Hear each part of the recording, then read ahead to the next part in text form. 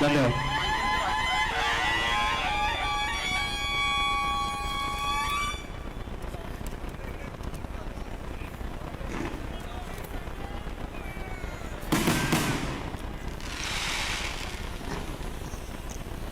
छत्रपती शिवाजी महाराज की जय भवानी. छत्रपती संभाजी महाराज की जय भवानी.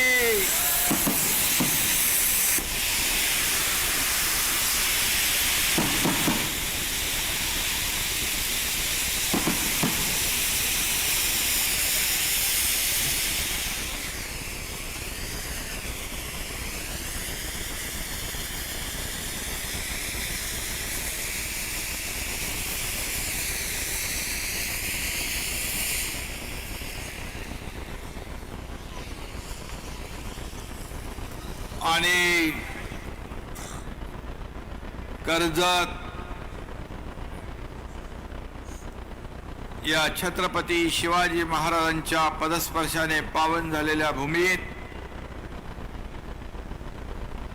ऐतिहासिक आणि आध्यात्मिक विकास कामांच्या लोकार्पण सोहळ्याला उपस्थित खासदार श्रीरंगाप्पा बारणे या मतदारसंघाचे लोकप्रिय आमदार महेंद्रजी थोरवे, माझे विधिमंडळातील सहकारी आमदार शिवसेनेचे मुख्य प्रतोद भरतशेठ गोगावले, आमदार महेंद्र दळवी, आमदार सदा भाऊ सरवणकर, संपर्क प्रमुख विजय पाटील, संतोष भोईर, प्रमोद घोसाळकर, अरुण चाळके, विकास गोगावले. आता व्यासपीठ मोठा आहे त्यामुळे मी सर्वांची नावं घेत नाही, माफ करा. आणि हरिभक्त परायण राणे महाराज, देशमुख महाराज, रामदास पाटील महाराज, मांडे महाराज आणि इतर सर्व मान्यवर आणि व्यासपीठ मोठंच आहे, भरगतच आहे, परंतु समोर जनसागर देखील महासागरा एवढा मोठा आहे. खरं म्हणजे आज जिथून सुरुवात झाली तिथून पाहिलं सर्व लोक, वारकरी, धारकरी, सर्व माता भगिनी विचारलं, अरे बाबा माणसं सगळी इकडे, मग सभेला काय? बोले सभा गच्च फुल भरलेली आहे आणि ही अधिकची माणसं आपल्या बरोबर चालतायत. आणि हा जो महापूर जो आहे, हा महापूर पाहिल्यानंतर मला वाटतं या महापुरात सर्व विरोधक वाहून जातील अशा प्रकारचा आज ऐतिहासिक कार्यक्रम या ठिकाणी होतोय. महेंद्र थोरवे यांनी अत्यंत कमी वेळात कामांचा एवढा डोंगर उभा केलाय. मला माहित नव्हतं 800 कोटी रुपये त्यांनी त्याच्या तोंडून सांगितलं, कारण त्यांनी हेही सांगितलं की मी मुख्यमंत्र्यांच्या समोर गेल्यानंतर मला कधी विचारत नाहीत, सही करतात. अशा सह्या त्याने अनेक घेतल्या म्हणून 800 कोटी रुपये इकडे घेऊन आलाय. तो निधी कसा आणायचा हे महेंद्र थोरवे यांना माहित आहे. तसं इथं भरत शेठना पण चांगलं माहित आहे आणि महेंद्र दळवींना पण माहित आहे. खरं म्हणजे आज जो काही डोंगर कामाचा उभा राहिला, जो निधी आणि विकास कामांचा धडाका महेंद्र थोरवे यांनी लावल्यामुळेच आपण एवढ्या मोठ्या संख्येने त्याच्या कामाची पोचपावती आज आपण दिलेली आहे. आणि मैदान कुठेही कोपरा शिल्लक नाही, खचाखच भरलंय. मला वाटतं आतापर्यंतच्या या मैदानाचे सगळे रेकॉर्ड महेंद्र तुम्ही तोडलेले आहेत. आणि आजचा अनेक उद्घाटन लोकार्पण होत असतात, परंतु आजचा जो हा कार्यक्रम आहे तो आध्यात्मिक आणि ऐतिहासिक असा आहे. कारण सगळ्यात आधी महाराष्ट्र भूषण तीर्थरूप नानासाहेब धर्माधिकारी यांच्या नावाच्या अतिशय भव्य अशा प्रवेशद्वाराचं लोकार्पण झालं. खरं म्हणजे नानासाहेबांनी तर स्वतःचं सगळं आयुष्यच सर्वसामान्यांसाठी लोकार्पण केलं होतं. सर्वसामान्यांच्या आयुष्यामध्ये चांगले दिवस आले पाहिजेत, त्याची दुःख दूर केली पाहिजे, त्याच्या जीवनामध्ये बदल झाला पाहिजे. अशा प्रकारचं जसं आपण सागरामध्ये एक दीपस्तंभासारखं एक नेतृत्व पाहतो, तसं त्यांनी या महाराष्ट्राला मार्गदर्शन केलं आणि घराघरामध्ये मनामनामध्ये पोहोचण्याचा प्रयत्न केला. त्यांच्या नावाचं भव्य दिव्य असं प्रवेशद्वार, त्यांच्या कार्याला साजेस भव्य दिव्य प्रवेशद्वार या ठिकाणी महेंद्र थोरवे यांनी केलं. त्याबद्दल मी महेंद्र थोरवे यांचं मनापासून अभिनंदन करतो. आणि त्यांचा वारसा पद्मश्री डॉक्टर आप्पासाहेब धर्माधिकारी समर्थपणे पुढे नेत आहेत, सचिन दादा नेत आहेत. आणि अनेक श्री सदस्य या कार्यक्रमामध्ये सहभागी झालेले आपण पाहिलं. आणि त्याचबरोबर खरं म्हणजे हे कर्जत तालुक्यासाठी हे मुख्य प्रवेशद्वार अतिशय सगळ्यांना प्रेरणा आणि ऊर्जा देणारं ठरेल अशा प्रकारची खात्री या ठिकाणी व्यक्त करतो.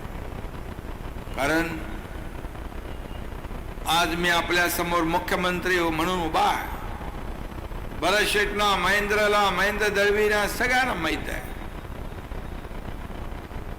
आयुष्यामध्ये जेव्हा दुःखाचे प्रसंग येतात तेव्हा कोणीतरी पाठीराखा असावा लागतो. तसं धर्मवीर आनंद दिघे साहेब, बाळासाहेब, तसेच आप्पासाहेब देखील.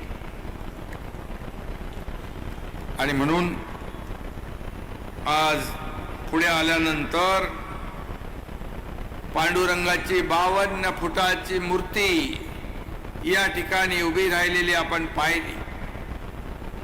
मला वाटतं राज्यामध्ये नाही, देशामध्ये नाही, जगभरामध्ये पांडुरंगाची एवढी मोठी मूर्ती महेंद्र थोरवेने इकडे उभी केलेली आहे. आणि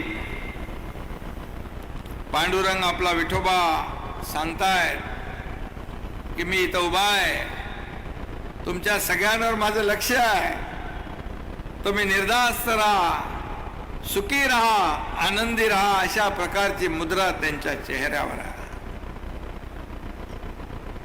असंख्य वारकरी इकडे आहेत. अनेक वारकऱ्यांना महेंद्र थोरवे यांनी चेकचं योगदान दिलंय. खरं म्हणजे वारकरी संप्रदाय हा या राज्यामध्ये, देशभरामध्ये कीर्तनाच्या माध्यमातून समाज प्रबोधनाचं काम करत असतो, समाज घडवण्याचं काम करत असतो, समाजाला सन्मार्गाकडे आणण्याचं काम करत असतो. आणि म्हणून आज पांडुरंगाची भव्य दिव्य अशी या ठिकाणी मूर्ती उभी राहिली आहे. तिथं प्रति आळंदी पंढरपूर असं नाव महेंद्र थोरवे यांनी दिलंय. नदीचा संगम दाखवलाय. प्रति आळंदी म्हणा, प्रति पंढरपूर काही म्हणा, पण साक्षात विठ्ठलाप्रती आपली भक्ती असेल तर कुठली शक्ती आपल्याला रोखू शकणार नाही, हे त्रिवार सत्य आहे. आणि म्हणून विठ्ठलाच्या साम्राज्यात आपण सगळे सुरक्षित आहोत. हजारो वारकऱ्यांची उपस्थिती आणि अत्यंत भक्तिमय व जल्लोषपूर्ण वातावरण या ठिकाणी पाहायला मिळालं.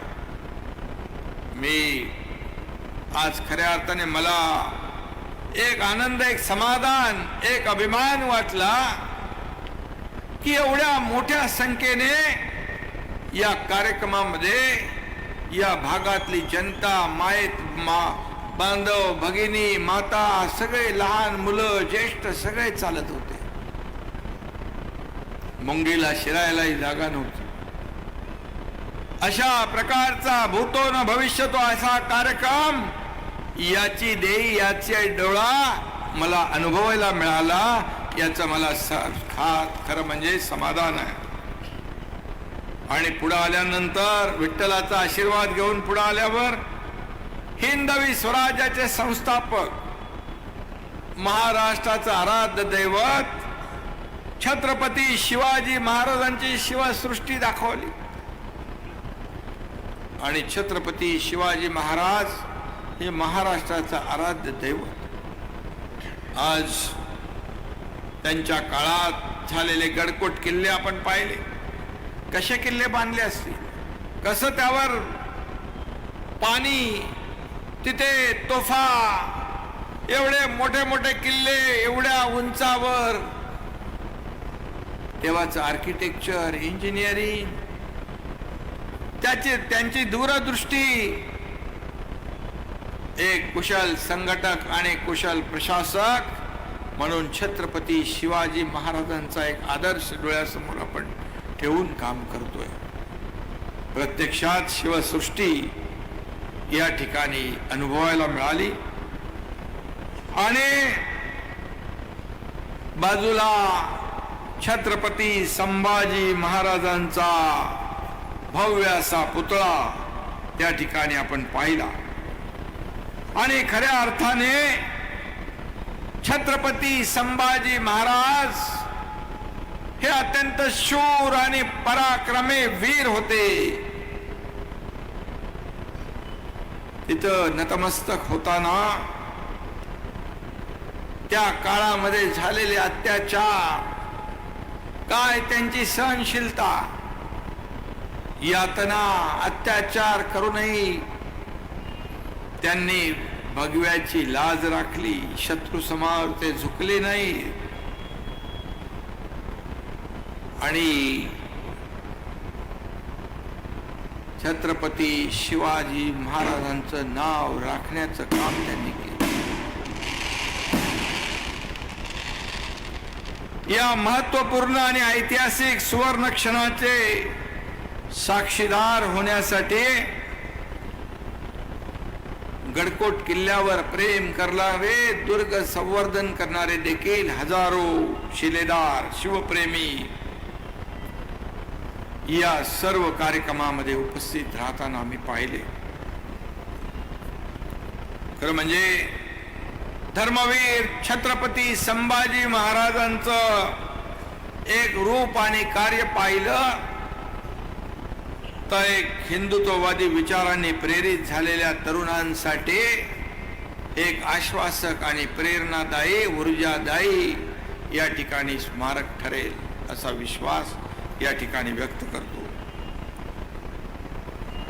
साक्षात विठ्ठल आणि या सर्व महाविभूतींचं दर्शन झाल्यानंतर एक क्षणभर मनामध्ये विचार येत होता, मी या राज्याचा मुख्यमंत्री झालोय आपल्या सगळ्यांच्या आशीर्वादाने आणि माझ्या इथं बसलेल्या सहकाऱ्यांच्या योगदानामुळे. माझ्या मनामध्ये त्यावेळेस विचार आला की मुख्यमंत्री म्हणून या राज्यासाठी आपल्या आयुष्यातला प्रत्येक क्षण या राज्यासाठी खर्च करायचा, या राज्यातल्या जनतेच्या विकासासाठी, या राज्याच्या सर्वांगीण विकासासाठी आयुष्यातला प्रत्येक क्षण समर्पित करायचा, अशी भावना माझ्या मनामध्ये निर्माण झाली. आणि म्हणून आज मी मुख्यमंत्री असलो तरी सुद्धा मी कालही कार्यकर्ता म्हणून काम करत होतो, आजही कार्यकर्ता म्हणून काम करतोय, उद्याही कार्यकर्ता म्हणूनच मी काम करत राहणार. खरं म्हणजे तुमचे सगळ्यांचे मतदारांचे आभार मानावे तेवढे थोडे आहेत, कारण तुम्ही आमदार महेंद्र थोरवे यांना विजयी केलं नसतं तर एक उत्तम सहकारी, एक विश्वासू सहकारी या एकनाथ शिंदेला भेटला नसता. आणि म्हणून हे तिघजण इथं बसलेले आहेत. कशाचाही विचार केला नाही. आणि महेंद्र थोरवे यांनी आपल्या भाषणामध्ये सांगितलं त्यावेळची परिस्थिती, त्यावेळच्या घडामोडी त्यांना आणखी बोलायचं होतं, परंतु वेळ कमी असल्यामुळे त्यांनी आवर्त घेतलं. तरी सुद्धा त्यामधून त्यांनी त्यांच्या भावना व्यक्त केल्या. ही शिवसेना बाळासाहेबांनी मोठी केली. ही शिवसेना बाळासाहेबांच्या कष्टातून मोठी झाली. हजारो लाखो शिवसैनिकांनी जीवाची बाजी लावली. घरादारावर तुळशी पत्र ठेवले, घरादारावर नांगर फिरला पण मागे फिरले नाहीत. बाळासाहेबांना त्यांनी साथ दिली आणि बाळासाहेबांनी देखील कष्ट घेतले. आणि म्हणून ही शिवसेना मोठी झाली. आणि जेव्हा आपण शिवसेना जेव्हा कुठंतरी अडचणीत येते आहे, शिवसैनिकाचं खच्चीकरण होत आहे. आज या महाराष्ट्रामध्ये काहीतरी अघटित घडतंय असं जेव्हा कळलं त्यावेळेस मग खरा बाळासाहेबांनी काय शिकवलं? अन्यायाविरुद्ध लढण्याचं शिकवलं, न्याय मिळवून देण्याची शिकवण दिली, अन्याय सहन करू नका हे सांगितलं. आणि म्हणून आपण युती धर्म सोडून आज जेव्हा वेगळं काहीतरी करू लागलो ते कुणाच्याही मनामध्ये नव्हतं, परंतु दुर्दैवाने ते घडलं. आज सत्तेसाठी, खुर्चीसाठी बाळासाहेबांचे विचार, आपली भूमिका, हिंदुत्वाची भूमिका आज प्रत्येक माणसाच्या मनामध्ये जे स्वप्न होतं त्याला बाजूला ठेवून तो निर्णय झाला, तो दुर्दैवी होता. तरी सुद्धा आम्ही आदेश म्हणून आपण शिवसैनिक कार्यकर्ते आदेशाचं पालन करत असतो. या राज्याला चांगले दिवस येतील, या राज्याची भरभराट होईल, आपला शिवसैनिकाला न्याय मिळेल, या शिवसैनिकाच्या आयुष्यात चांगले दिवस येतील, ही भाबडी भावना आमच्या सकट सर्वांच्या मनात होती. आपल्याला मी सांगू इच्छितो, हे सर्व 3 आमदार काय, खासदार काय, सदा सरवणकर काय, आपण काय, या सगळ्यांना माहित आहे. एकनाथ शिंदेने कधी पदाचा मोह केला नाही.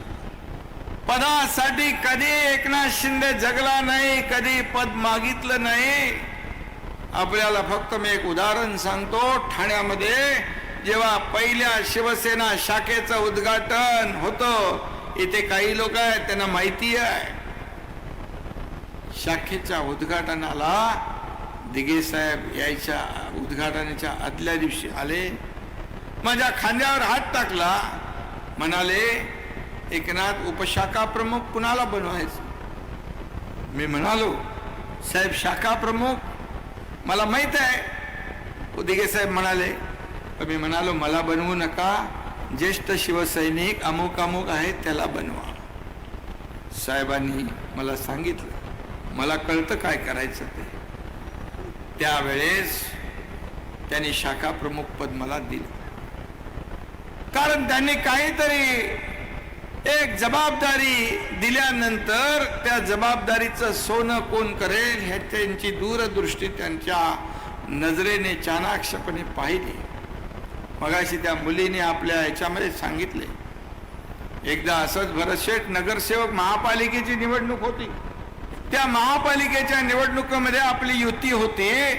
त्या युतीमध्ये 2 प्रभागामुळे काहीतरी थोडस त्याच्यामध्ये युतीमध्ये मतभेद होत होते. मी साहेबांना सांगितलं, साहेब माझ्यामुळे युतीमध्ये काही अडचण येता कामा नये. मी 5 वर्ष थांबून नंतर नगरसेवक होईल. मी आजही आपल्याला सांगतो, भारतीय जनता पार्टी शिवसेनेची युती होती. दिगंबर धोत्रे नावाचा उमेदवार भारतीय जनता पक्षाचा होता. त्याचं काम मी केलं, त्याला निवडूनही आणलं. खरं म्हणजे आता कोणी थांबत नसतं, परंतु अनेक असे कार्यकर्ते शिवसेनेमध्ये आहेत की काही न मिळता मागता, काही मिळालं नाही, मिळालं तरी सुद्धा शिवसेना वाढवण्याचं काम करताय. आणि म्हणून या सर्व माझ्या 50 आमदारांना माहित आहे. हे तर सुरुवातीचे आमचे बिनीचे शिलेदार बसले तिकडे, कुठलाही मागचा पुढचा विचार केला नाही. एक धाडस काय असतं, हे धाडस जेव्हा अन्याय होतो, जेव्हा आपल्या पक्षाचा, आपल्या संघटनेचा कुठंतरी एक विषय प्रश्न निर्माण होतो, त्यावेळेस बाळासाहेबांचा शिवसैनिक गप्प राहू शकत नाही. आणि यांनी ते पाहिलं, माझी मनातली घालमेल त्यांनी पाहिली आणि आम्ही निर्णय घेतला, धाडस केलं. ज्या बाळासाहेबांचं स्वप्न, आज बाळासाहेब काय म्हणाले होते, मला 1 दिवस प्रधानमंत्री करा, मी काश्मीर मधलं 370 कलम हटवतो, मी अयोध्येमध्ये राम मंदिर बांधून दाखवतो. आज ही दोन्ही स्वप्न आदरणीय देशाचे प्रधानमंत्री नरेंद्र मोदी साहेबांनी पूर्ण केली. आणि म्हणून या देशामध्ये एक वेगळा माहोल तयार झाला. आणि मग बाळासाहेबांचं स्वप्न ज्यांनी पूर्ण केलं, त्यांच्या बरोबर सरकार स्थापन करण्याचा निर्णय घेतला. मला जय श्रीराम, जय जय श्रीराम हा माहोल देशात आहे. काही लोकांनी टिंगल केली, मंदिर वही बनाएंगे, तारीख नहीं बताएंगे. पण मोदी साहेबांनी मंदिरही बनवलं आणि तारीखही सांगितली, 22 जानेवारीला त्याचं लोकार्पण होतंय. आणि काही लोक आता कॅलेंडर मध्ये तारखा शोधताय. आज या सर्व 50 लोकांची भावना, आपुलकी, मगाशी महेंद्रने सांगितलं, सगळ्यांची इच्छा होती, सगळ्यांनाच ते बघायचं होतं. परंतु मी त्यांना सांगितलं होतं, आपण निर्णय घेतलाय तो काहीतरी मिळेल म्हणून नाही, शिवसेना वाचली पाहिजे, धनुष्यबाण वाचला पाहिजे, शिवसैनिकाचं खच्चीकरण थांबलं पाहिजे, यासाठी आपण निर्णय घेतलाय. आज खरी शिवसेना आज आपल्या बरोबर, आपण खरी शिवसेना, कारण बाळासाहेबांचं प्रेम, बाळासाहेबांचे विचार आपल्या बरोबर आहेत. धर्मवीर आनंद दिघे साहेबांचे आशीर्वाद आपल्या बरोबर आहेत आणि धनुष्यबाणही आपल्या बरोबर आहे. आणि म्हणून गेल्या 1.5 वर्षामध्ये जे काम आपण केलं, जे काम केलं, त्या कामाच्या जोरावर आज 800 कोटी रुपये महेंद्र थोरवे यांच्याकडे, महेंद्र दळवी त्यांच्याकडे, कोणाला कमी जास्ती असतील, भरत गोगावले आहेत, इकडे खासदार आहेत, इकडे मुंबईचे आमदार आहेत, अनेक लोक आहेत. किती निधी मिळत होता अगोदर महेंद्र? आता 3 कोटीत कसं काम करायचं? मुख्यमंत्री सहायता निधी मी आपल्याला सांगतो, मी आताच इथं भरत शेटनी पण 4-5 सह्या माझ्या घेतल्या तिथं बसून. मुख्यमंत्री सहायता निधी कुणाला आपण देतो? अडल्या नडल्याचं, ज्याचं कुणाचं ऑपरेशन आहे, हॉस्पिटलचे ज्याला पैसे भरायचे आहेत. आपल्या 1.5 वर्षामध्ये 150 कोटीपेक्षा जास्त पैसे आपण मुख्यमंत्री सहायता निधीमध्ये दिले. आणि 2.5 वर्षामध्ये किती होते भरत शेठ? 2.5 कोटी रुपये फक्त. 2.5 दिवस जाऊ देते, त्याच्यात काय मला बोलायचं नाही.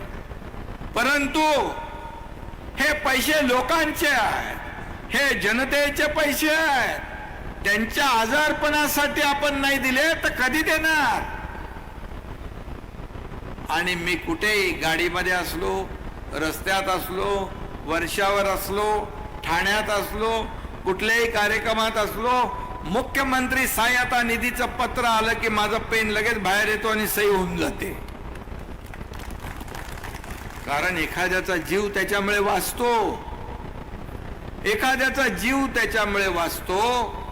आणि म्हणून आपल्याला ते करायचं असतं. आज आपण 1.5 लाखाचे 5 लाख रुपये केले. महात्मा ज्योतिराव फुले सगळ्या अटी काढून टाकल्या.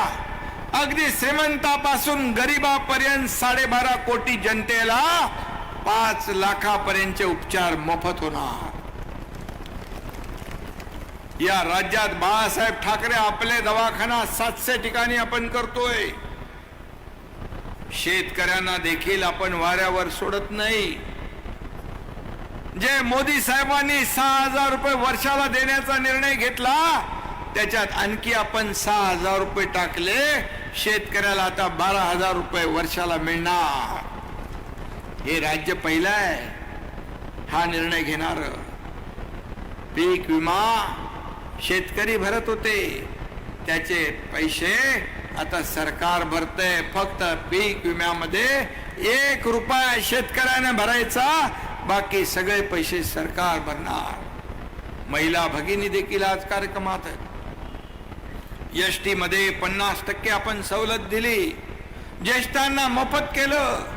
आता महिला भगिनी सांगतात आपल्या पतिदेवाला तुम्ही थांबा, मी अर्ध्या तिकिटात जाऊन बाजार करून येते. हा निर्णय आपण घेतला. महिला सक्षमीकरणाचा निर्णय आपण घेतलाय. लेक लाडकी लखपतीचा आपण निर्णय घेतलाय. मुलगी 18 वर्षाची होईपर्यंत जन्म झाल्यापासून 1 लाख रुपये तिच्या खात्यात जमा होणार. आज महिला बचत गटाला ताकद देण्याचं काम आपण करतोय. पहिल्या दिवसापासून आपल्याला मी सांगतो, मी आणि देवेंद्र फडणवीस जे दोघांनी शपथ घेतली त्या दिवसापासून या प्रत्येक कॅबिनेट मध्ये शेतकऱ्यांचे, कष्टकऱ्यांचे, कामगारांचे, महिला भगिनींचे, तरुणांचे, युवांचे प्रश्न, प्रकल्पांचे प्रश्न, सिंचनाचे प्रकल्प, 35 सिंचनाच्या प्रकल्पांना मान्यता दिली. 10 लाख हेक्टर जमीन ओलिताखाली आणण्याचं काम निर्णय आपण घेतले. जे आधीच्या सरकारने बंद केले होते, जलयुक्त शिवार योजना बंद केली, आपण ती चालू केली. अनेक प्रकल्प बंद केले होते. विकास विरोधी धोरण भूमिका घेतल्या होत्या.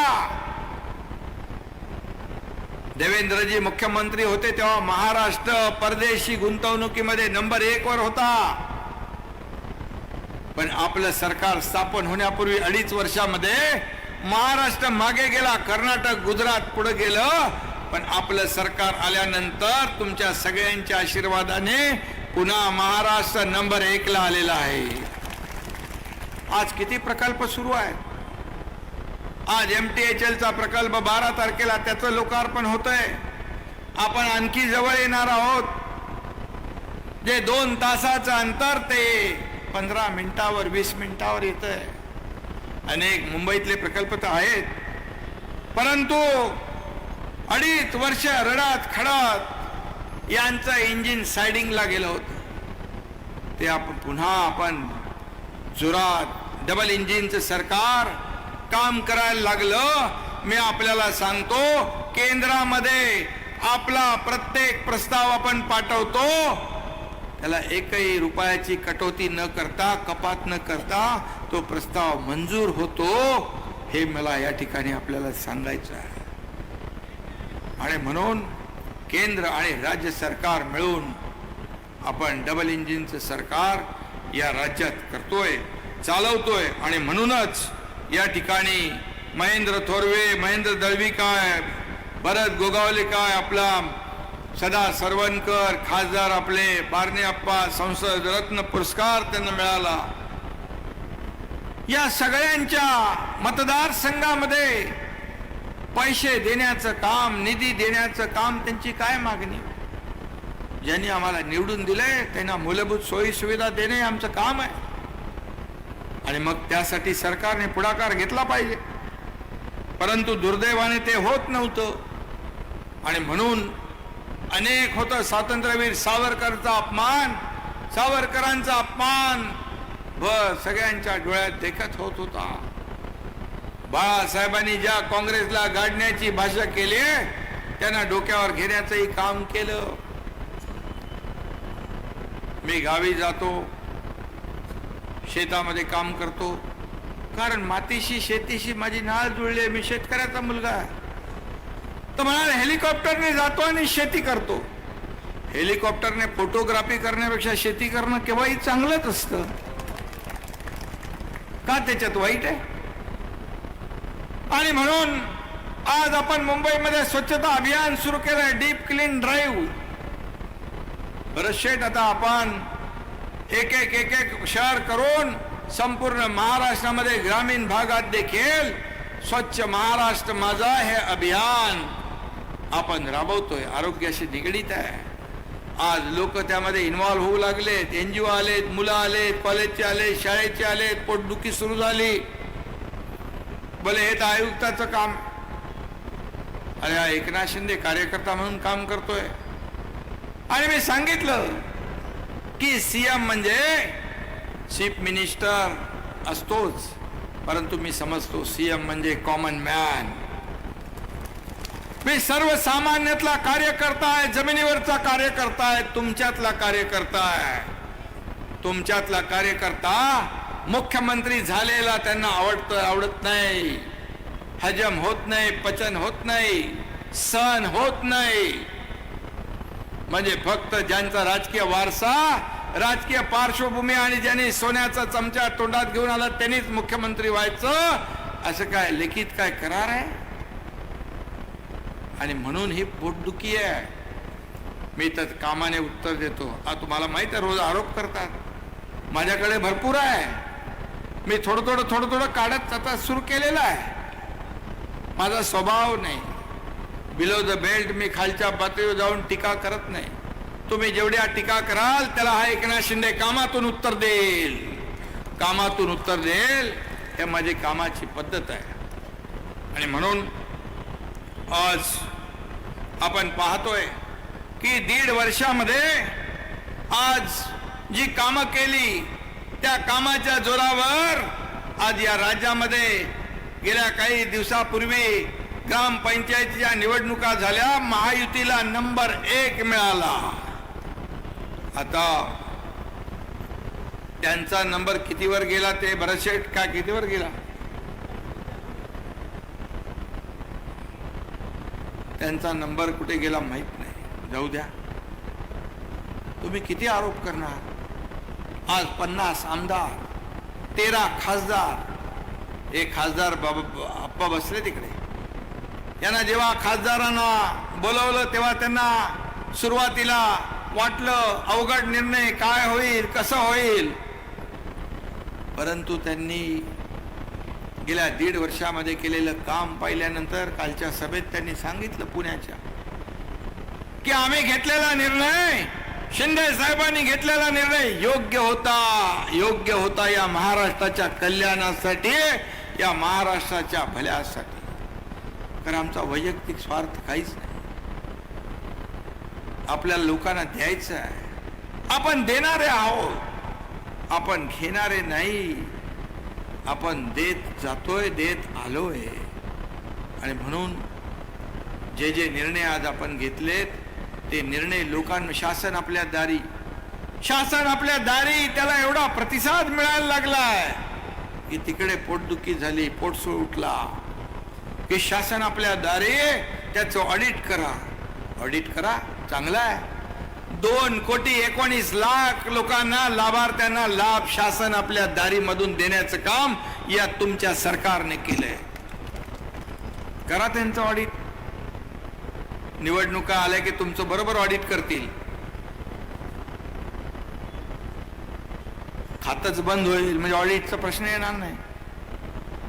आणि म्हणून ज्यांना लाभ मिळत नव्हता, चक्रा मारायला लागत होत्या, खेटे मारायला लागत होते, कटकटी करायला लागत होत्या, आणि तो नागरिक कंटाळून बिचारा ते लाभ सोडून देत होता, त्यांना थेट शासन आपल्या दारीच्या माध्यमातून, हे पहिलं राज्य आहे आपलं, याचा अभिमान मला. आणि म्हणून जे जे काही या सरकारच्या माध्यमातून आज लोकांना देता येईल ते देण्याचं काम आपलं सरकार करणार आहे. एवढंच मी या प्रसंगी आपल्याला सांगतो. आणि खासदार आहेत, आमदार आहेत, दोघंही या ठिकाणी आपण त्यांना निवडून दिलेलं आहे. आणि मोदीजींनी गेल्या 9 वर्षात, 9.5 वर्षात जे काम केलं ते आपल्या समोर आहे. या भारताला पूर्ण जगभरामध्ये एक नाव लौकिक मिळवून देण्याचं काम आदरणीय प्रधानमंत्री महोदयांनी केलं. या देशाची अर्थव्यवस्था उंचीवर नेली. या देशाला आज एक महासत्तेकडे नेण्याचं काम आज मोदी साहेब करताय.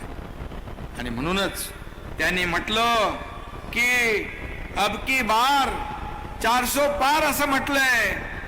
आणि आपण म्हणूया महाराष्ट्रामध्ये अब की बार 45 पार, म्हणजे 45 प्लस आपलं मिशन 48 आहे.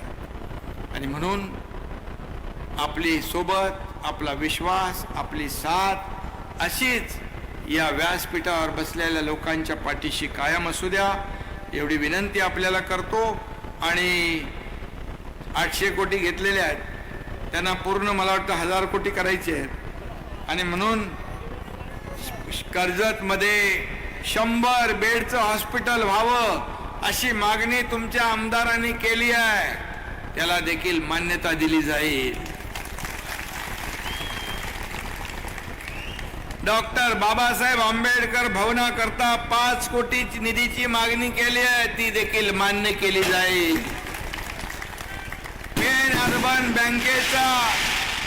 पेन अर्बन बँकेचा प्रश्न जो आहे तो देखील त्याच्यामध्ये लक्ष घालून त्याला देखील न्याय देण्याचं काम होईल. कर्जत नळ पाणी पुरवठा योजना जी आहे त्याला देखील मला वाटतं ते आपलं प्रोसेसमध्ये आहे महेंद्र, ते देखील मान्य केलं जाईल. शेवटी नळ पाणी पुरवठा योजना आहे. आणि आपल्याला एवढंच सांगतो की या लोकांनी आपल्यावर विश्वास दाखवलेला आहे. त्या विश्वासाला सार्थ ठरवण्यासाठी, त्यांच्या मूलभूत सोयी सुविधा सोडवण्यासाठी सरकार कुठेही कमी पडणार नाही. तुम्ही एवढं प्रेम महेंद्रवर केलंय, त्यामुळे सरकार पैसे देताना आखडता हात घेणार नाही, हा शब्द आहे. बराचशेची शिवसृष्टी आपण 50 कोटी जाहीर केले, ती होईल रायगडला. आणि म्हणून हे छत्रपती शिवाजी महाराजांच्या आशीर्वादाने स्थापन झालेलं सरकार, त्यांचा आदर्श डोळ्यासमोर ठेवून आपण काम करतोय, प्रेरणा ऊर्जा घेऊन काम करतोय. आणि म्हणून त्यांच्यासाठी जेवढं काही करू तेवढं थोडंच आहे, एवढंच आपल्याला सांगतो. आणि महेंद्र थोरवे यांचं मनापासून मी खूप खूप अभिनंदन करतो. त्यांच्या पाठीशी एवढ्या प्रचंड मोठ्या ताकदीने आपण उभे राहिलात. हा महासागर, हा जनसागर जो आहे त्यांच्या पाठीशी कायम आपले आशीर्वाद असेच ठेवा. धन्यवाद. जय हिंद, जय महाराष्ट्र. धन्यवाद साहेब. यानंतर आदरणीय मुख्यमंत्री एकनाथ शिंदे साहेबांचं प्रस्थान त्या व्यासपीठावर होईल. आजचा